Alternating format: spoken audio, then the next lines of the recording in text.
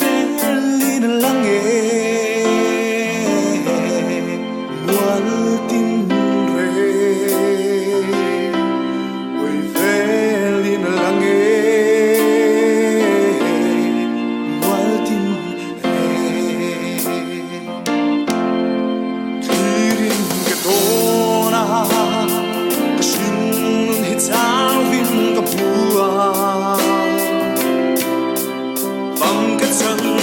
chuan bang lo phi ka kalang at sangin ka sala lalpa ka pinlo ma se min ko to vamin tol sai ka del thilo at sang a pe ko mi